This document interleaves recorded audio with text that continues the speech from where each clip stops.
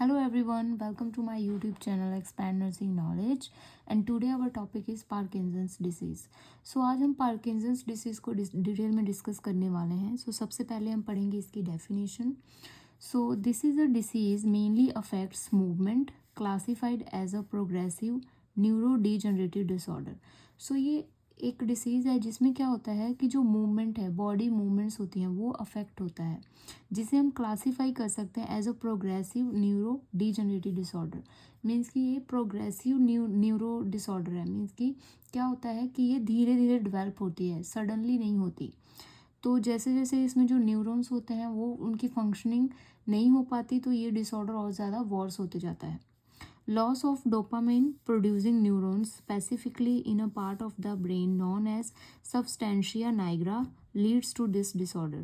So क्या इसका कारण क्या होता है कि जो डोपामिन है, जो न्यूरोट्रांसमीटर है, जो केमिकल है जो ब्रेन में पाया जाता है, इसकी जो कमी हो जाती है.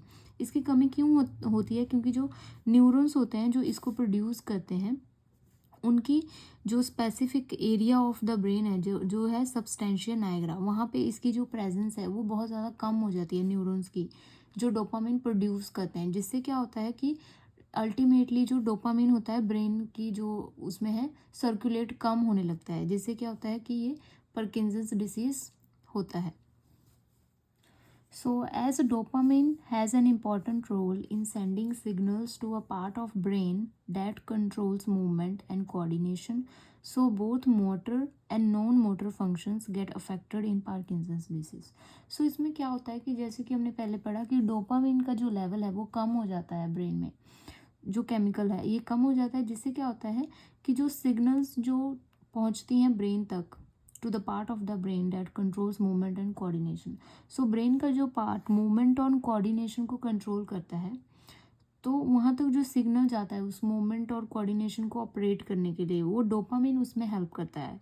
सो अगर डोपामिन प्रॉपर नहीं हो, मतलब प्रोड्यूस हो रहा है ब्रेन में, उसकी सर्कुलेशन नहीं हो रही, तो क्या होता है कि बोथ जो मोटर है, नॉन मोटर और मोटर फंक्शंस दोनों अफेक्ट होते हैं. मोटर में मूवमेंट आ जाएगा, नॉन मोटर में जो कॉग्निटिव फंक्शंस होते हैं. सो क्लाइंट डिप्रेशन, एंजाइटी भी सफ़र कर सकता है.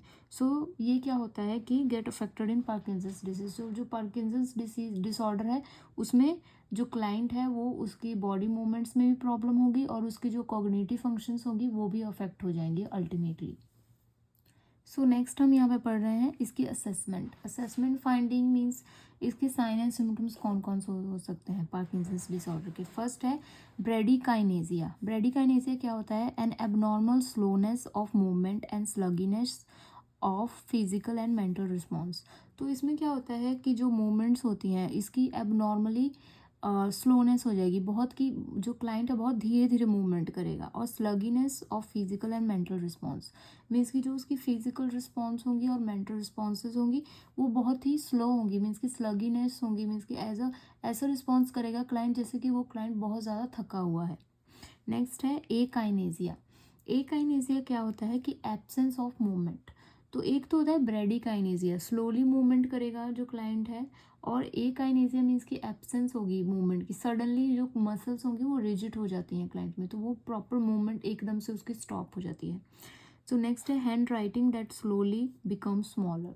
सो जो क्लाइंट है जिसको पार्किंसंस डिसऑर्डर है, तो उसमें क्या होता है कि जो क्लाइंट की जो हैंड राइटिंग है वो धीरे धीरे जाते जाते क्या हो जाती है, स्मॉल हो जाती है, बहुत ही स्मॉल लिखने लगता है क्लाइंट. नेक्स्ट है मोनोटोनस स्पीच.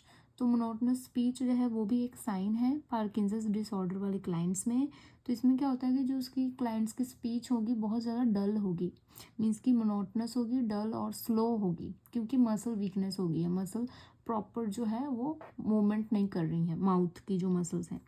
नेक्स्ट है tremors in hands and fingers at rest. So tremors होंगी, जर्की मूवमेंट्स होंगी. ट्रेमर्स क्या होता है कि involuntary movements.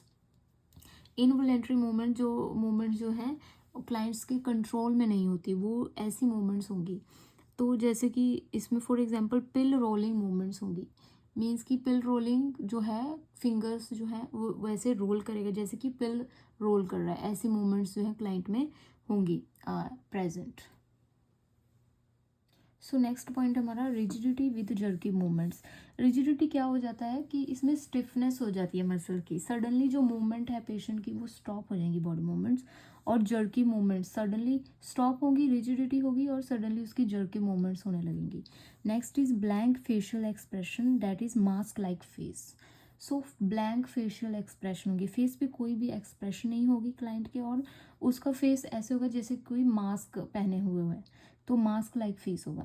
Next is drooling shuffling stepped stooped position.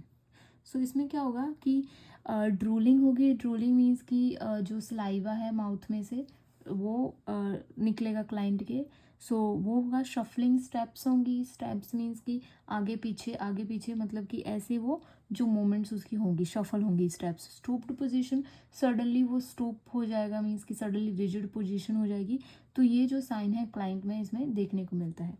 Next है difficulty in speaking and swallowing. So जो client है विद पार्किंसंस डिसऑर्डर उसको क्या होगी, डिफ़िकल्टी इन स्पीकिंग। सो उसको स्पीच प्रोड्यूस करने में प्रॉब्लम हो सकती है, क्योंकि जो मसल्स हैं इसमें मसल मूवमेंट की प्रॉब्लम होती है मेनली बेसिकली पार्किंसंस डिसऑर्डर में। सो जो वो सारे फंक्शंस जो हैं जो मसल के अंडर आते हैं तो वो सारे फंक्शंस अफेक्ट होते हैं। स्वेलोइंग में भी उसमें क्या होगा कि क्लाइंट को प्रॉब्लम होगा। नेक्स्ट है increase in tremors while fatigued and decrease when act purposefully और स्लीप। सो क्या होता है कि जो ट्रेमर्स हैं, जो इनवॉलेंट्री जर्की मूवमेंट्स होंगी बॉडी की, वो बहुत ज़्यादा होंगी जब क्लाइंट बहुत ज़्यादा थका होगा, और डिक्रीज हो जाएंगी जब क्लाइंट जो है एक्टफुली पर्पसफुली कोई एक्ट कर रहा हो, वो एक्टिविटी कर रहा हो, तो उसमें वो जो है जो जर्की मूवमेंट्स हैं वो नहीं होंगी क्लाइंट में, या क्लाइंट जो है वो स्लीपिंग पोजीशन में है या स्लीपिंग कंडीशन में है तब नहीं होगी। तो ये जो है जो साइंस है मेनली जो पार्किंसंस डिसऑर्डर वाले क्लाइंट्स में देखने को मिलते हैं। सो नेक्स्ट हम समझेंगे causes and risk factors for Parkinson's disorder. So first है हेरिडिटरी। हेरिडिटरी में क्या है, although most of the cases of Parkinson's disease occur without no family history, but certain genetic mutations can cause or increase the risk of Parkinson's disease. So hereditary में क्या होता है कि हालांकि जो मोस्टली जो केसेस होते हैं उसमें जो क्लाइंट है जिसको पार्किंसंस डिसऑर्डर हुआ है उसका जो फैमिली हिस्ट्री नहीं होता, किसी को उससे पहले पार्किंसंस डिसऑर्डर नहीं हुआ होता, लेकिन क्या होता है कि सर्टेन जो है जेनेटिक म्यूटेशंस हैं वो कॉज कर सकती हैं या इसके जो रिस्क है उसको इंक्रीज कर सकती हैं, इसीलिए हेरिडिटरी कॉजेस भी कुछ हद तक जो है कारण बन सकता है पार्किंसंस डिसऑर्डर का। नेक्स्ट है एज। एज में क्या होता है कि people over 60 years get significantly affected. Even early onset of Parkinson's occur in people younger than 50 years of old. सो क्या होता है एज में मतलब कि बहुत ज़्यादा जो ओल्डर एज पॉपुलेशन होती है उसमें होने के बहुत ज़्यादा चांसेस जो है पार्किंसंस डिसऑर्डर के होते हैं, मीन्स कि उन लोगों को ज़्यादा इसमें रिस्क होता है। नेक्स्ट है gender. Men are slightly at higher risk of developing this disease then women. So जो मेन हैं उनमें ये पार्किंसंस डिसऑर्डर होने के चांसेस बहुत ज़्यादा होते हैं एज़ कम्पेयर टू वीमेन। सो ये जो है रिस्क फैक्टर हो सकता है। नेक्स्ट है अदर फैक्टर्स। अदर फैक्टर्स में वो सारी जो है वो कंडीशंस हो जाती हैं जो इसको कंट्रीब्यूट कर सकती हैं डायरेक्टली और इनडायरेक्टली, जैसे एक्सपोजर टू सर्टेन टॉक्सिन्स हो गया, किसी केमिकल्स के टॉक्सिन में आने के कारण ब्रेन फंक्शंस जो होती हैं वो अफेक्ट हो जाती हैं, में इंक्रीज द रिस्क, या कोई हेड ट्रॉमा भी हो सकता है। तो ये सारे जो है इसमें रिस्क फैक्टर और कारण हो सकते हैं पार्किंसंस डिसऑर्डर का। जो मेनली क्या होता है इसका कारण है डोपामिन का लेवल जो है वो डिक्रीज हो जाता है ब्रेन में। सो जिससे क्या होता है जो मूवमेंट होती हैं बॉडी की बेसिकली वो अफेक्ट होती हैं, तो पार्किंसंस डिसऑर्डर जो है इसमें होता है। सो नेक्स्ट हम पढ़ेंगे ट्रीटमेंट। सो इसके ट्रीटमेंट ऑप्शंस में अगर हम मेडिकेशंस की बात करें तो फर्स्ट है कार्बिडोपा एंड लीवोडोपा। सो इसमें जो लीवोडोपा और कार्बिडोपा है वो जो टू मेडिकेशंस हैं वो प्रिस्क्राइब किए जाती हैं as per from the doctor to increase dopamine level in the brain. So dopamine का जो लेवल है ब्रेन में उसको इंक्रीज करने के लिए, स्टेबलाइज करने के लिए सो ये जो ड्रग्स हैं वो प्रिस्क्राइब की जाती हैं। नेक्स्ट है एंटीकोलिनर्जिक्स। एंटीकोलिनर्जिक्स ड्रग्स जो है वो दी जाती हैं, जैसे जो ये जो ड्रग्स हैं क्या करती हैं कि बॉडी को जो फंक्शंस हैं उसको सर्टेन जो फंक्शंस हैं उनको कंट्रोल करती हैं, जैसे कि हम कह सकते हैं कि इसमें जो फ्लूइड जो सिक्रेशंस हैं वो कम हो जाती हैं, बॉडी ड्राई होने लगती है। तो ये मेनली हम जो एक्टिविटीज़ हैं जैसे कि रिजिडिटी मूवमेंट है या जर्की मूवमेंट्स हैं उसको कंट्रोल करने के लिए दिया जाता है, और ड्रोलिंग को भी कंट्रोल किया जा सकता है। नेक्स्ट है MAOI क्या होता है? Mono amine oxidase inhibitors. ये भी क्या है, जो जर्की मूवमेंट्स होती हैं या जो डोपामिन का लेवल है उसको इंक्रीज करने के लिए ये कॉम्बिनेशन में दिया जा सकता है लीवोडोपा के साथ, as per the doctors prescription. So ये जो मेडिकेशंस ऑप्शंस है for the Parkinson's disorder. So next option है for the treatment. So for more इसमें क्या होता है कि पार्किंसंस डिसीज जिसमें मेडिकेशंस का बहुत ज़्यादा असर नहीं होता क्लाइंट पे, तो उसके लिए डीप वेन स्टिमुलेशन जो है वो थेरेपी है वो प्रेफर किया जाता है एज पर दी प्रिस्क्रिप्शन। सो इसमें क्या होता है कि जो इलेक्ट्रोड्स होते हैं, ब्रेन इलेक्ट्रोड्स, वो क्या है इम्प्लांट किए जाते हैं ब्रेन के अंदर, और उससे क्या होता है कि इम्पल्सेस जनरेट होती हैं एक्टिविटीज़ के लिए, और ये जो है ब्रेन को अफेक्ट करता है उसकी एक्टिविटी को, और जो ब्रेन केमिकल्स जो न्यूरोट्रांसमीटर्स होते हैं उस पर भी इसका अफेक्ट पड़ता है इलेक्ट्रोड्स का जो इम्प्लांट किया जाता है। सो ये एक थेरेपी है। Next is physical and occupational therapy. So physical और ऑक्यूपेशनल थेरेपी इसीलिए दिया जाता है क्योंकि जो क्लाइंट है उसको मूवमेंट में प्रॉब्लम हो रही है, मूवमेंट एंड कोऑर्डिनेशन में। सो फिजिकल थेरेपी दी जाती है क्लाइंट की मूवमेंट को इम्प्रूव करने के लिए, और ऑक्यूपेशनल थेरेपी दी जाती है कि क्लाइंट कितना अपना जो एक्टिविटीज़ है डेली लिविंग की वो कैसे परफॉर्म कर सकता है, उसमें हेल्प होती है। नेक्स्ट है स्पीच थेरेपी। जैसे कि हमने पहले पढ़ा कि स्पीच प्रोडक्शन में प्रॉब्लम होती है, डल स्पीच होती है, मोनोटोनस स्पीच होती है, तो इसलिए इसमें स्पीच थेरेपी भी क्लाइंट को दी जाती है। नेक्स्ट है एक्सरसाइज इसमें एक्टिव पैसिव मोशन एक्सरसाइज जो है as per the prescription client को इंस्ट्रक्ट किया जाता है सो डैट कि जो उसकी मसल स्ट्रेंथ है उसको इम्प्रूव किया जा सके। सो लास्ट हम पढ़ेंगे नर्सिंग इंटरवेंशंस। सो पार्किंसंस डिसीज़ के कौन कौन से नर्सिंग इंटरवेंशंस हैं, एज अ नर्स आप कौन कौन से जो स्टेप्स हैं और क्या केयर आप एज अ क्लाइंट को दे सकते हैं। सो फर्स्ट है असेस न्यूरोलॉजिकल स्टेटस। जैसे कि न्यूरोलॉजिकल डिसऑर्डर है, सो हमने इसमें एज अ नर्स हमें न्यूरोलॉजिकल स्टेटस जो है क्लाइंट का इसमें असेस करना है। नेक्स्ट है monitor the client for constipation. So देखना है कि क्लाइंट को किस लेवल किस हद तक जो है कॉन्स्टिपेशन हुई है, क्योंकि हम जो क्लाइंट है वो उसको एंटीकोलिनर्जिक अगर प्रिस्क्राइब किया गया है तो उसको क्या है ड्राइनेस हो जाती है बॉडी में, तो क्या होगा कि कॉन्स्टिपेशन होने के चांसेस होते हैं। सो ये हमने देखना है। Check the ability to swallow and chew. So इसमें देखना है कि एबिलिटी कितनी है स्वेलो करने में, च्यू करने में, सो डैट उसके अकॉर्डिंग हम जो उसकी फीडिंग है प्लान कर सकें, क्योंकि अगर उसको डिफ़िकल्टी है स्वेलो और च्यू में सो एस्पिरेशन के चांसेस हो सकते हैं। उसको प्रिवेंट करने के लिए हमने ये चीज़ें पहले ही मॉनिटर करनी होती है। नेक्स्ट है to increase fluid intake to 2000 ml per day. So जैसे कि एंटीकोलिनर्जिक जो है क्लाइंट ले रहा होगा एज पर द प्रिस्क्रिप्शन, तो क्या होगा कि फ्लूइड ड्राइनेस हो सकती है बॉडी में, फ्लूइड लॉस और डिहाइड्रेशन हो सकता है, तो इसीलिए जो फ्लूइड वॉल्यूम है उसको 2000 ml पर डे हमने इंक्रीज कर देना है। नेक्स्ट है avoid rushing the patient while activities. So जब एक्टिविटीज़ क्लाइंट कर रहा होगा तो उसको प्रॉपर उसको टाइम देना है प्रॉपर, जैसे भी क्योंकि उसकी मूवमेंट बहुत ज़्यादा स्लो होती है क्लाइंट की, तो हमने क्लाइंट को रश नहीं करना है एक्टिविटीज़ के लिए। नेक्स्ट है encourage the client to have high calorie high protein and high fibre diet.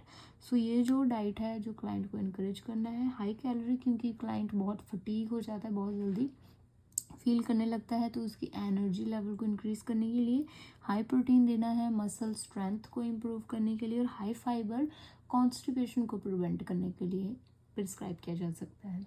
Next है for movement instruct the client to rock back and forth to initiate movement. So इसमें क्या होता है कि मूवमेंट जो है मसल्स बहुत ज़्यादा रिजिड हो जाती हैं क्लाइंट्स की, तो मूवमेंट करने में प्रॉब्लम होती है। तो मूवमेंट को स्टार्ट करने के लिए क्लाइंट को क्या बोलना है कि वो बोलना है कि मूवमेंट स्टार्ट करने से पहले कि वो बॉडी पार्ट्स को थोड़ा सा मूव कर सकता है बैक एंड फोर्थ मूवमेंट को स्टार्ट करने से पहले, सो डैट उसके मसल्स तो थोड़ी एक्टिव हो जाए। नेक्स्ट है encourage the client to wear low heeled shoes. So shoes जो है लो हील्ड देनी है, क्योंकि इसमें मूवमेंट जर्की मूवमेंट्स होने लगती हैं सडनली या रिजिडिटी हो जाती है तो फॉल के चांसेस होते हैं। सो जितना हो सके हमने कंफर्टेबल जो है शूज़ देनी है क्लाइंट को पहनने के लिए। सो यहाँ पे नेक्स्ट पॉइंट है, encourage the client to lift the feet while walking and to avoid prolonged sitting. So जो क्लाइंट जो वॉक कर रहा होगा तो उसको इनकरेज करना है कि अपनी फीट जो है उसको प्रॉपर लिफ्ट करके वॉक करे, क्योंकि क्या होता है कि सडनली इसमें मसल रिजिड हो जाती हैं, मूवमेंट स्टॉप हो जाती है, तो फॉल होने के चांसेस है। तो हमने क्लाइंट को इसमें इंस्ट्रक्ट करना होता है। नेक्स्ट है, provide form mattress and position the client prone without a pillow to improve proper posture. So इसमें क्या क्लाइंट को फॉर्म मैट्रेस देना है सो डैट उसकी जो पोस्चर है वो प्रॉपर इम्प्रूव हो सके। और position the client prone position या लेटरल पोजीशन दे सकते हैं क्लाइंट को, सो डैट उसका जो पोस्चर है वो प्रॉपर मेंटेन हो सके। विदाउट अ पिल्लो उसको देना है।